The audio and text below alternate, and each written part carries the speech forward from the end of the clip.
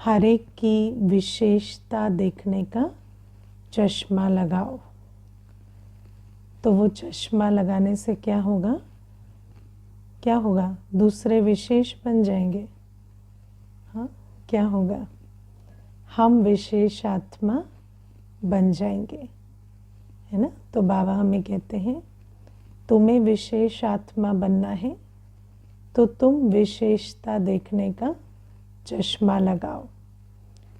आप देखो, दुनिया में सब कुछ है, अच्छा बुरा, सही गलत, पाप पुण्य, सब कुछ है। हर आत्मा के अंदर भी गुण अवगुण सब कुछ होते हैं, विशेषता भी होती है और कमियां भी होती है। लेकिन बाबा हमें कहते हैं कि तुम्हें ये तय करना है कि तुम्हें क्या देखना है। ऐसा हम नहीं कह सकते कि उसमें जो है वही हम देखें, क्योंकि नियम ये कहता है जो हम देखेंगे वो हम बनेंगे, है ना। जो हम देखेंगे वो हम बनेंगे।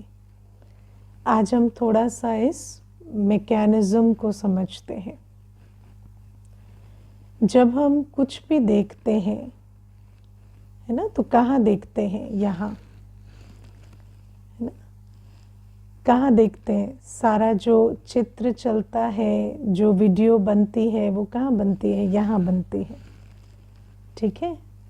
तो चाहे कोई चीज़ सामने हो रही है, कोई आत्मा सामने व्यवहार कर रही है, लेकिन उसको हम वहाँ अनुभव नहीं करते, यहाँ अनुभव करते हैं। पक्की बात है ना। सारा अनुभव यहाँ होता है। और जब हम उस दृश्य को, उस आत्मा को यहाँ देखते हैं, तो यहाँ देखने में बहुत बड़ा जो रोल है वो हमारे चश्मे का है, जिसको दुनिया में परसेप्शन कहते हैं या दृष्टिकोण कहते हैं। वो जो दृष्टिकोण है, वो जो वृत्ति है, उसी से हमें दिखाई देता है। अगर हमारी वृत्ति दृष्टि शुभ देखने की है तो हमें शुभ दिखाई देगा, वृत्ति दृष्टि अशुभ देखने की है तो अशुभ दिखाई देगा। अगर कमियां देखने की वृत्ति दृष्टि है तो कमियां दिखाई देंगे, है ना। अभी भी आप देखो, हम सब एक ही शब्द सुन रहे हैं, एक ही दृश्य देख रहे हैं, फिर भी हर एक का अनुभव अलग अलग होता है, क्योंकि आत्मा अपनी दृष्टि वृत्ति से अनुभव करती है। और जब कोई भी चीज़ वहाँ से यहाँ आती है तो वो मेरी पर्सनल एल्बम का हिस्सा बन जाती है ना। मेरी अपनी एल्बम, मेरी अपनी वीडियो लाइब्रेरी। आपके अंदर एक बहुत बड़ी वीडियो लाइब्रेरी है, पता है कि नहीं? बहुत बड़ी एल्बम है, बहुत बड़ी वीडियो लाइब्रेरी है, जिसमें आपके जीवन के पिछले जन्मों के सारे अनुभव वहाँ स्टोर हैं। और उस लाइब्रेरी का जो स्टोरेज है, उस आधार से आपके भविष्य के अनुभव भी बनने वाले हैं, क्योंकि हमारा जो मन है वो एसोसिएशन से सोचता है। तो जब हम कोई भविष्य में भी दृश्य देखेंगे, तो जैसे कोर्ट में होता है ना कि कोई नया केस आया तो पुराने केस के हिसाब से जजमेंट होती है, तो ऐसे ही यहाँ पर जब हम नई कोई दृश्य देखते हैं, नया व्यवहार देखते हैं, नया कुछ भी देखते हैं, तो उसका पुरानी जो हमारी लाइब्रेरी में जो स्टोरेज है, उस हिसाब से हमारी अनुभूति होती है। अगर हम हमेशा कड़वा और जितनी भी अशुभ बातें हैं, अवगुण हैं, कमियां, कमजोरियां हर एक की स्टोर करते जाएंगे, तो भविष्य में भी हमें हर दृश्य में, हर आत्मा में, हर व्यवहार में अवगुण और कमजोरियां ज़्यादा नज़र आएंगे। तो बाबा हमें कहते हैं, एक तो हमारी जो पर्सनल वीडियो लाइब्रेरी या हमारी पर्सनल एल्बम जो हम बनाकर अंदर रखते हैं, उसको हम बार बार बीच बीच में स्मृतियों के रूप में देखते हैं कि नहीं, याद आ जाती है कोई ना कोई बात। अब जो अंदर भरा है वही याद आता है, वो तो याद नहीं आता जो है, वो याद आता है जो अंदर भरा है ना। क्योंकि जो भी था, जो भी बीत गया, उसको आपने अंदर जैसे रिकॉर्ड किया है वही आपको बार बार स्मृति पटल पर आएगा। और अगर हमारा पिछली रिकॉर्डिंग दुख देने वाली या पीड़ा जागृत करने वाली या भय या मिसट्रस्ट जागृत करने वाली है, तो बार बार हमें उन्हीं भावनाओं का टेस्ट बैठे बैठे आता रहेगा।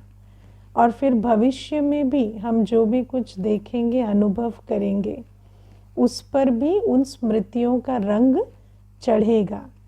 तो इसीलिए जब हम देखते हैं तो ध्यान से देखें, है ना, क्योंकि जो हम देखते हैं वो अंदर जैसे स्मृति पटल पर, जिसको चित्त कहते हैं या मेमोरी ट्रैक कहते हैं, उस चित्त में स्टोर हो जाता है। तो इन बातों को हमें बड़ा समझ कर चलना है। मैं आपको एक दो बातें इस संबंध में बताऊंगी। एक बार एक बहन मुझे कहती थी कि मेरे जो पिताजी हैं, अब माँ रही नहीं, माँ ने शरीर छोड़ दिया, तो अब पिताजी हैं और मैं हूँ, और मैं मैरिड हूँ, मैं अलग रहती हूँ। लेकिन क्योंकि पिताजी के पास और कोई है नहीं, तो पिताजी मुझे रोज़ 2 या 3 बार फ़ोन करते हैं। और जब वो फ़ोन करते हैं तो फ़ोन करते ही कम से कम भी एक कॉल में 5 लोगों को गालियां देते रहते हैं, जो भी उनके अतीत में कैरेक्टर्स रहे हैं, उनके भाई, उनके बिजनेस पार्टनर्स, या मेरी माँ भी रही, तो हर एक की निंदा करना, उसने मेरे साथ ऐसे किया, उसने ऐसा किया, मेरे साथ ये हुआ वो हुआ, ये सारी बातें वो बार बार करते हैं, रिपीट पे करते हैं। अब वो कहती, एक ही बात मैंने हज़ारों बार सुन रखी है, लेकिन फिर भी वो बार बार उसी को रिप्ले करते रहते हैं। और कहती कि उनके अंदर इतनी टॉक्सिसिटी है, और वो टॉक्सिसिटी वो मेरे पर भी जैसे, है ना, डाल देते हैं, और मैं भी उस टॉक्सिसिटी में जैसे बहुत सफोकेटेड फील करती हूँ। तो मैंने उसको कहा कि तो आप जो पिताजी हैं उनको कह दो कि आप जब भी मुझे फ़ोन करें, अगर आप इस प्रकार की कोई भी बात करेंगे तो मैं आगे से आपसे बात नहीं करूँगी। आपको मुझसे बात करनी है 3 की जगह 6 बार करो, कोई मना ही नहीं है, लेकिन हम कुछ अच्छी बातें करेंगे जिससे आपका भी दिल खुश हो और मेरा भी। तो उसने ऐसे ही जैसा बताया था ऐसे पिताजी को कह दिया। तो पिताजी एकदम से चुप हो गए और कहते, अच्छी बात? क्या अच्छी बात कहूँ? मेरे साथ कभी कुछ अच्छा हुआ ही नहीं, क्या अच्छी बात सुनना चाहती हो तुम? मैं अपना दुख दर्द तुम्हें बता रहा हूँ और तुम्हें दुख दर्द सुनना नहीं है। इसी के लिए तो बच्चे होते हैं कि हम अपना दुख कुछ बांट सके उन्हें, और तुम्हें अच्छी बातें सुननी है। अच्छी बात कुछ हुई होती जीवन में तब तो बताता। तो आप सोचो, 70 वर्ष की आयु में एक व्यक्ति कहता है मेरे पास कुछ भी अच्छी बात नहीं है बताने को, है ना। और फिर वो 2 मिनट होने के बाद फिर उन्होंने वही बातें शुरू कर दी। तो आप विचार करो कि ये जो अनुभव है ये कितनी सारी आत्माओं का होता है कि इतनी बड़ी आयु में जब पीछे मुड़ के देखते हैं तो ऐसा लगता है सिर्फ बुरा ही बुरा हुआ है। और वो बुरा ही बुरा हुआ है क्यों कहते हैं?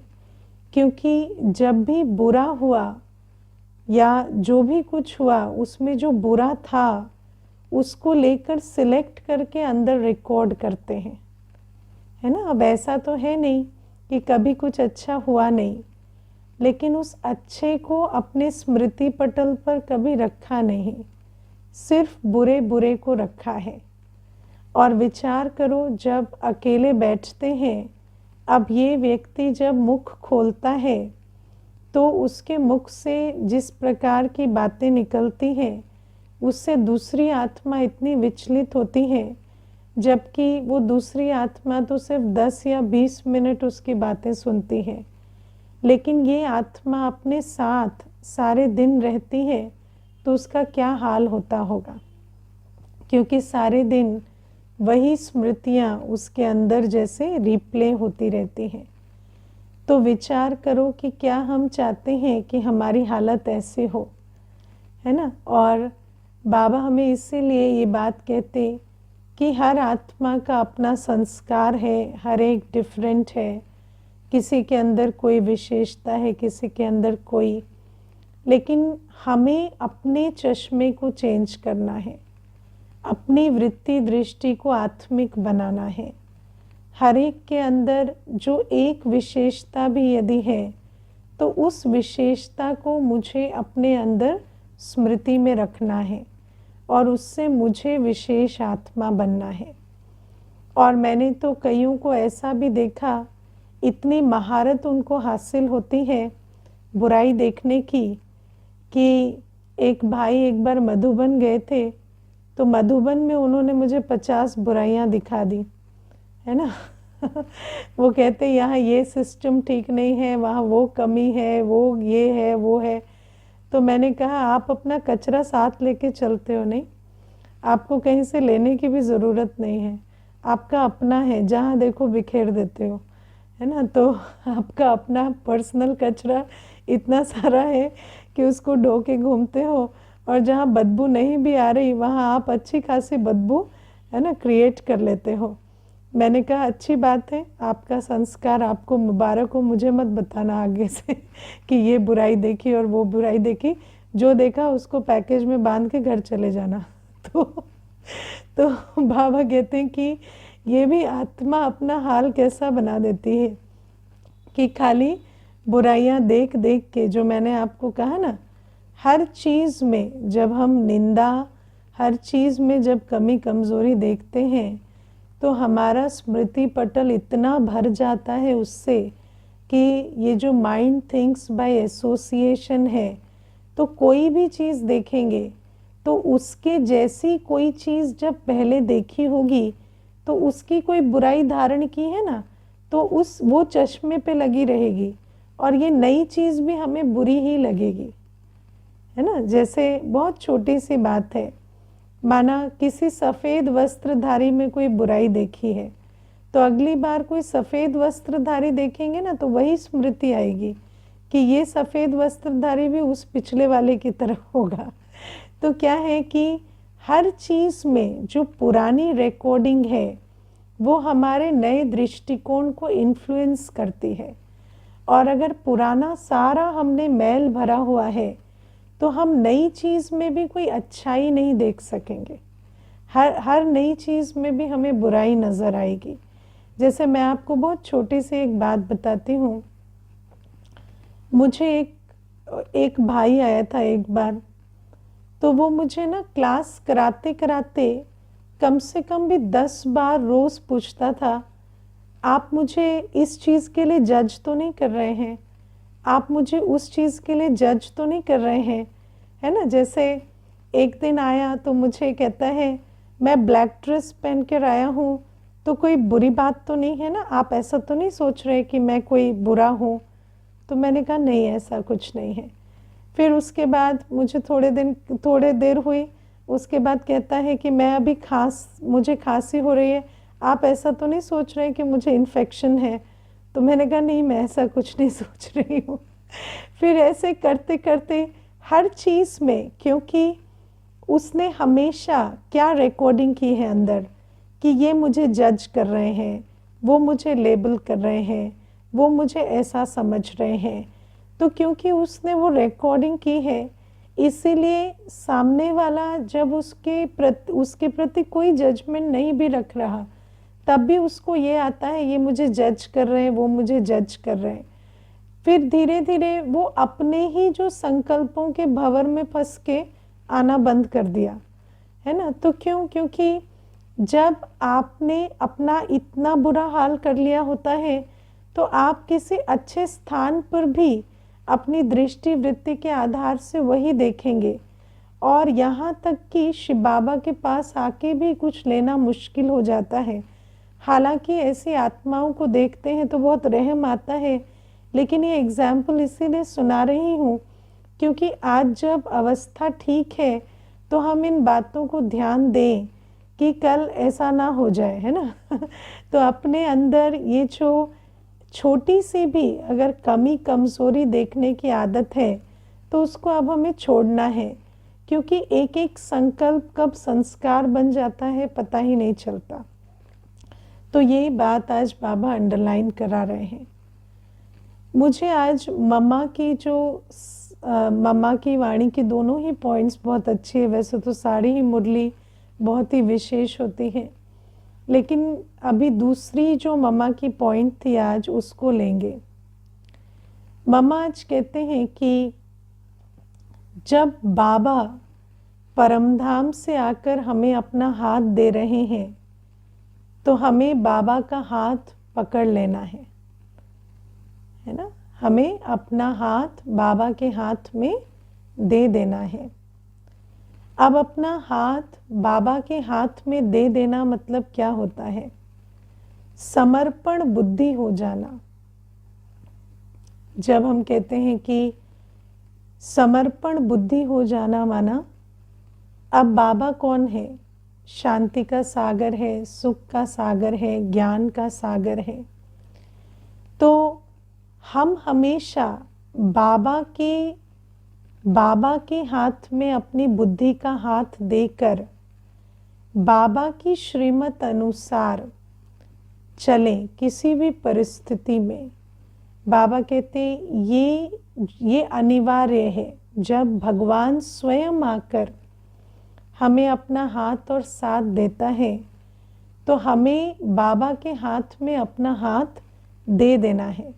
समर्पण बुद्धि बन जाना है, उसका बन जाना है। वो जैसे खिलाए, जैसे चलाए, भगवान का बनकर चलना चाहिए। ये समझदार की निशानी है। मैं आपको बताऊं, एक भाई आता था, उसने मुझे कहा कि मैंने एक स्त्री को धोखा दिया, एक बहन को धोखा दिया, तो मैं बहुत ग्लानि में हूँ। ठीक है, तो मैंने उसको कहा कि ठीक है, वो ग्लानि तो ठीक है, वो हुआ, ग्लानि हुई, अब उस बात को फुल स्टॉप लगा दो। मुझे कहता मैं फुल स्टॉप नहीं लगा सकता, मुझे बार बार लगता है कि आत्मग्लानि के सिवा और कुछ मेरे पास है नहीं। तो मैंने कहा कि इतनी आत्मग्लानि अगर करेंगे तो ग्लानि करना भी संस्कार बन जाएगा, फिर और ऐसे बहुत सारे कर्म करेंगे जिसमें और ग्लानि होगी।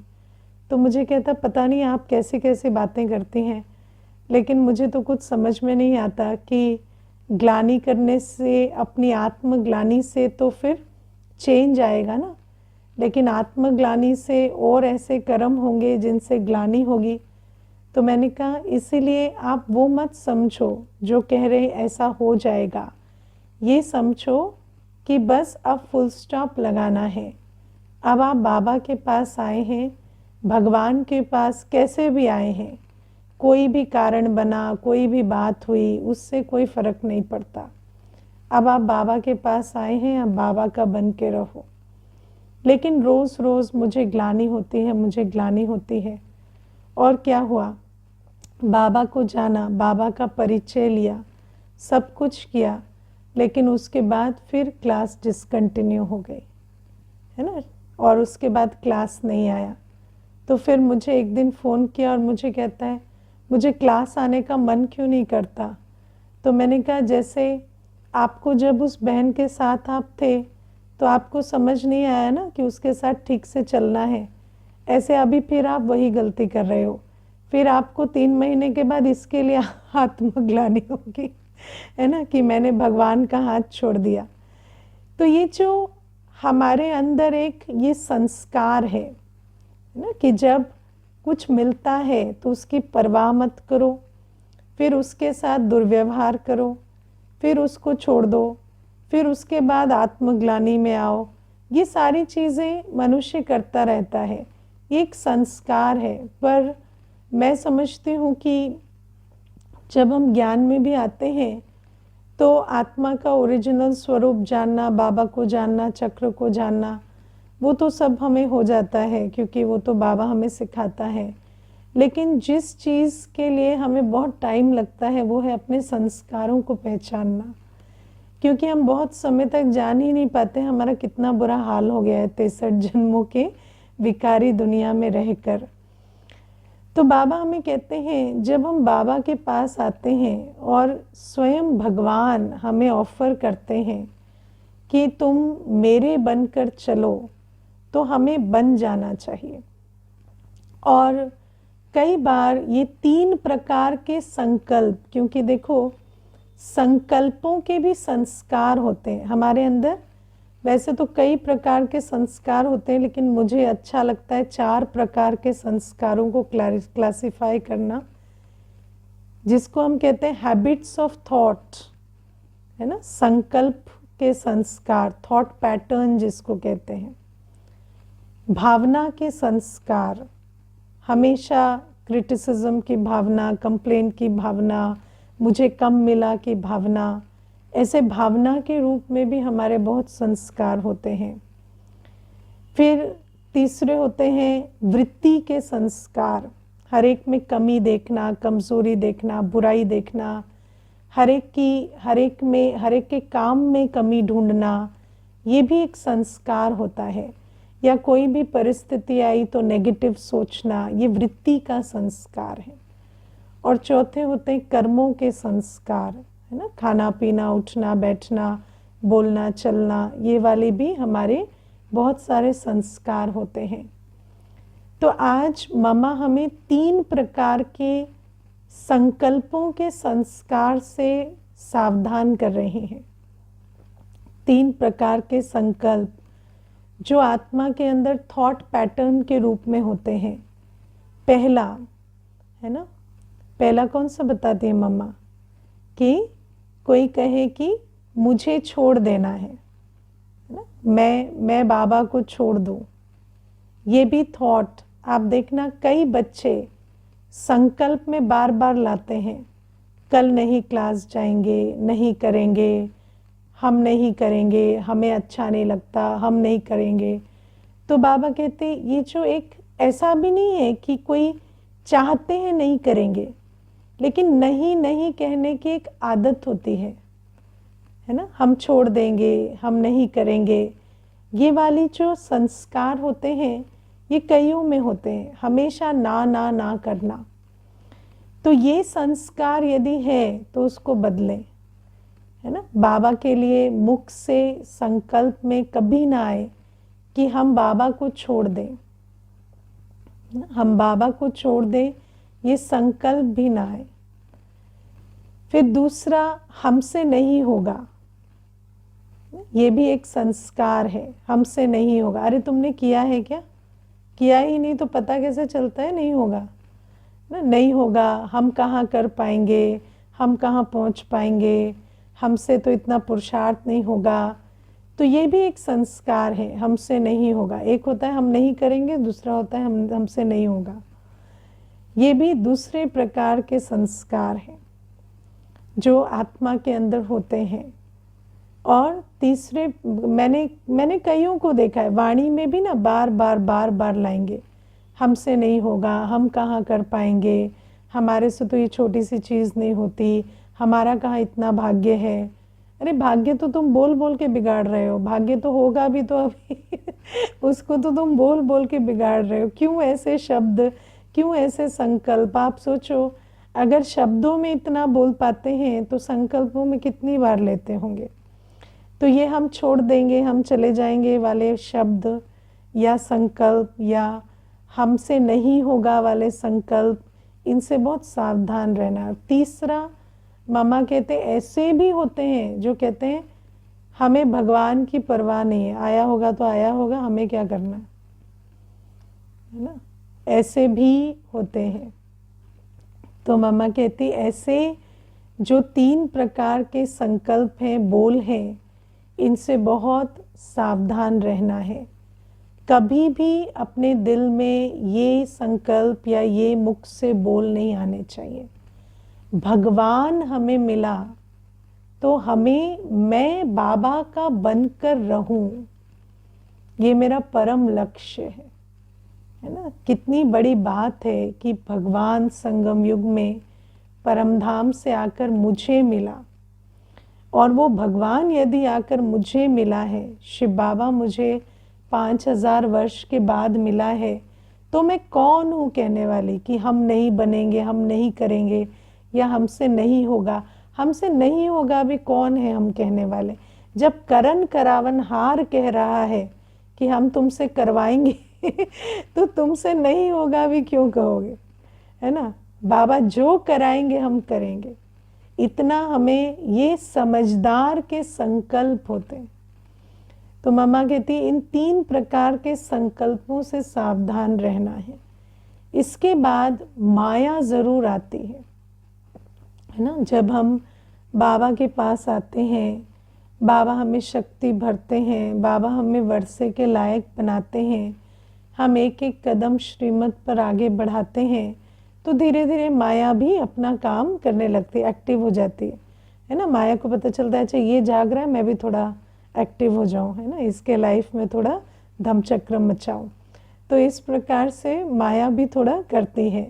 अब माया कई प्रकार से तंग करती है, कभी संस्कारों के संकल्पों के रूप में, कभी परिस्थितियों के रूप में, कभी देह की बीमारी के रूप में, कभी लौकिक संबंधों से, कभी अलौकिक संबंधों से भी, है ना। कई बार ब्राह्मण परिवार की तरफ से, कई बार लौकिक परिवार की तरफ से, कई बार किसी भी प्रकार की परिस्थितियां आती हैं। लेकिन बाबा ने हमें कहा तुम मेरा हाथ पकड़ कर रखो, तुम मेरा हाथ पकड़ कर रखो। मुझे जो पर्सनल मेरा अनुभव है, देखो जब तूफान आता है ना, माया के तूफान कहे जाते हैं, जब तूफान आता है ना तो बहुत तेज होता है। ऐसा लगता है जैसे कभी ये तूफान तो कभी रुकने वाला नहीं है, या ये तो सब कुछ जैसे उजाड़ देगा, इसके आगे तो कुछ है ही नहीं। तूफान के आगे दिखता नहीं है, तूफान सब कुछ धुंधला कर देता है। लेकिन तूफान की नेचर क्या है, वो शांत हो जाता है। तूफान ऐसे आता है ना जोर से, उसके बाद कुछ देर के बाद वो शांत हो जाता है। आपने कभी तूफान और तूफान के बाद की शांति को अगर गौर से देखा हो, तो माया का काम ऐसा ही होता है ना। माया ऐसे आती है ना तो लगता है जैसे इसके आगे तो कुछ नजर ही नहीं आ रहा, इसके आगे तो कुछ ठीक होने जैसा लग ही नहीं रहा। लेकिन तूफान की नेचर ही ये होती है, जितनी जोर से वो उठता है उतनी जल्दी शांत भी हो जाता है। लेकिन उस तूफान के बीच जब हम होते हैं, तो आप देखो बहुत अच्छा एक उदाहरण है इसमें कि जब समुद्रों में तूफान आते हैं ना, तो जो सी स्टॉर्म होता है उसके बीच में, जो जिसको आई ऑफ द स्टॉर्म बोलते हैं, जो बीच का हिस्सा होता है ना, वो बहुत शांत होता है। तो उस तूफान के बीच में अगर एक नौका बीच वाले तूफान के हिस्से में चली जाती है ना, तो नौका सेफ रहती है। ऐसे ही बाबा कहते हैं सारा तूफान आएगा, वो तो बहुत सारी तबाही मचाएगा, है ना, और लेकिन फिर वो शांत हो जाएगा। और उसके बीच में तुम मेरा हाथ पकड़ कर रखो। और बाबा का हाथ पकड़ कर रखना माना 2 चीजें होती हैं। एक, अपनी दिनचर्या को डिस्टर्ब नहीं करना। जो आपकी दिनचर्या है, अमृत वेला, बाबा की याद, सेवा, इनफैक्ट जितना बढ़ा सको बढ़ा दो।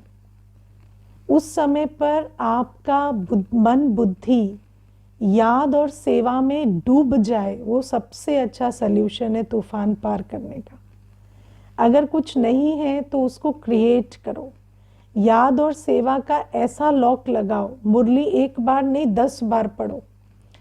ज्ञान, योग, सेवा में ऐसे बिजी हो जाओ कि वो जो तूफान है वो आपको तंग ना कर सके। एक बाबा का हाथ पकड़ने का ये तरीका होता है। दूसरा होता है हमेशा बाबा के पास अनुभव करो अपने आप को।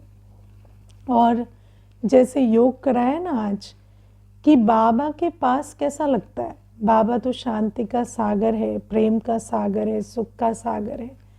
तो बाबा के पास यदि हम बुद्धि बल से बैठे हुए ना, तो सारे जो जितनी भी आसपास तबाही हो रही है, कोई नुकसान हो रहा है, उस सब के बीच आपका जो इंटरनल अनुभव है वो बहुत अतीन्द्रिय सुख का होगा।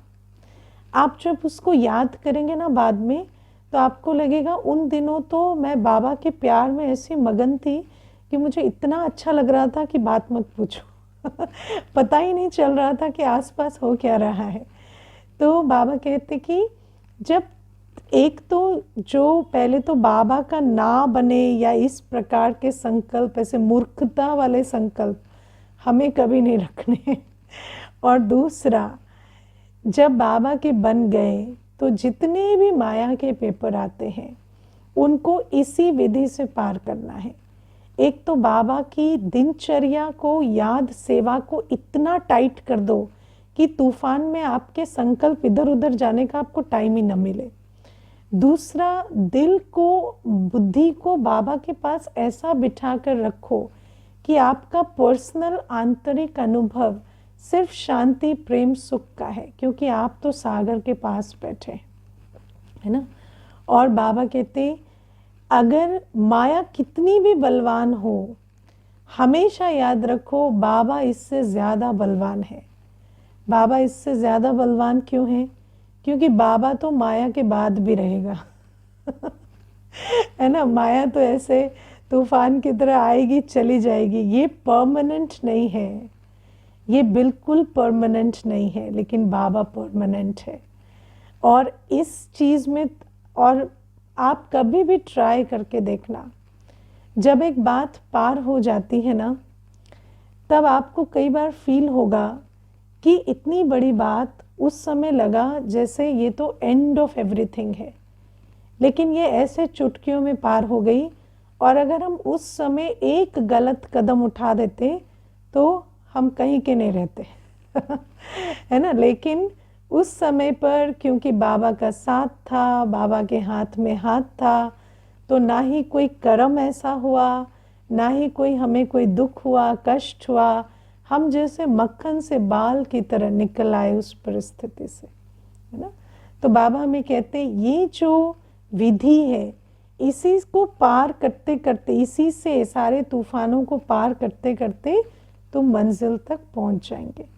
तो बाबा के साथ जीवन कैसे होने वाली, उसका रोड मैप मिल गया आज, है ना। जब से बाबा के बनते हैं तब से राजधानी में जाके ताजधारी बनेंगे ना, तब तक की रोड मैप है। ये ऐसे ही चलता है, माया आएगी, तंग करेगी, और आप बाबा का हाथ पकड़ते पकड़ते पार करेंगे। और माया भी बहु रूपों से आती है, कभी किसी रूप से, कभी किसी रूप से, क्योंकि आपको भी तो 21 जन्म धर्म सत्ता, राज सत्ता दोनों चलानी है ना। तो आपको अच्छा खासा अनुभव दिला के माया जाती है। ठीक है, तो ये है।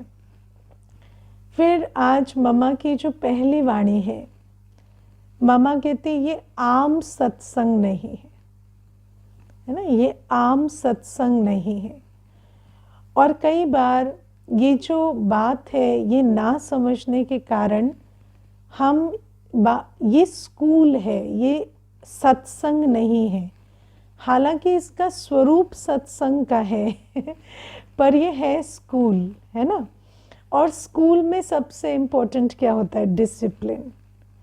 और कई बार जब आत्माएं आती हैं, भाई बहनें आते हैं और बाबा के बनते हैं, तो उस समय पर क्योंकि स्वरूप सत्संग का है, तो स्कूल वाला डिसिप्लिन उनको समझ में नहीं आता, है ना। मुझे एक बार एक भाई ने कहा, बार बार आप लोग कहते हो वीडियो ऑन करो, वीडियो ऑन करो, तो वीडियो ऑन करने के लिए क्यों कहते हो, है ना। तो बहुत गुस्सा हुआ वो। तो मैंने उसको कहा आपके बच्चे हैं? तो कहते हैं हाँ 2 हैं। मैंने कहा अभी वो ऑनलाइन क्लास करते हैं? कहते हैं हाँ, स्कूल की क्लास है। तो मैंने कहा उनको टीचर कहती है ऑन करो? कहते हैं हाँ। तो मैंने कहा उस पर गुस्सा नहीं होते हो? कहते नहीं वो तो करनी पड़ेगी। मतलब क्यों करनी पड़ेगी? क्योंकि वो स्कूल है, ये भी स्कूल है है ना, वो भी स्कूल है, ये भी स्कूल है। जो कारण से वहां कहते हैं ऑन करो, उसी कारण से यहाँ कहते हैं ऑन करो। क्योंकि जब सामने बैठे हैं, देख रहे हैं कि मुझे कोई देख रहा है, तो अटेंशन ज्यादा होता है। तो बाबा हमें कहते हैं यहाँ भी लक्ष्य है, ये कोई टाइम पास नहीं है, है ना। यहाँ भी टाइम पास नहीं है। जैसे स्कूल में लक्ष्य होता है, धारणा करनी होती है, ऐसे यहाँ भी लक्ष्य है, हमें बनना है, हमें कोई टाइम पास नहीं करना है यहाँ। तो ये आम सत्संग नहीं है। यहाँ अटेंडेंस चेक होती है, यहाँ रेगुलरिटी चेक होती है, यहाँ हर आत्मा पार्टिसिपेट कर रही है या नहीं, रेस्पॉन्ड कर रही है या नहीं, वो सारी बातें चेक होती हैं। और बाबा कहते कि ऐसा होना बहुत ज़रूरी है, क्योंकि प्रगति उन्नति के लिए ये अनिवार्य है। अगर ये सब नहीं करेंगे तो प्रगति उन्नति नहीं हो सकती। तो आज मम्मा इस बात को स्पष्ट कर रहे हैं कि यहाँ पर हमें पर्पस समझकर, कौन पढ़ा रहा है, हमारा लक्ष्य क्या है, उसको समझ कर बैठना है। और जैसे स्कूल में पता है ना कि बनना है, करना है, तो डिसिप्लिन से नहीं चलेंगे, रोज स्कूल नहीं आएंगे, अटेंशन नहीं देंगे, होमवर्क नहीं करेंगे, तो बनेंगे कैसे? तो वो सेम सिस्टम यहाँ पर भी है, लेकिन इस बात को समझने में टाइम लगता है। इसीलिए पहले जब सत्संग के एक्सपेक्टेशन से आते हैं, तो सत्संग में तो क्या है ना, जाके कोने में बैठ जाओ और इधर उधर की सोचते रहो, पंखा देखते रहो, टाइम पास करते रहो, है ना, सिर हिलाते रहो और वापस आ जाओ। तो वो वाली विधि यहाँ भी अपनाते हैं। लेकिन बाबा कहते हैं नहीं, ये आम सत्संग नहीं है। यहाँ regularity, punctuality, participation, homework, result सब देखी जाती है। ठीक है। ओम शांति।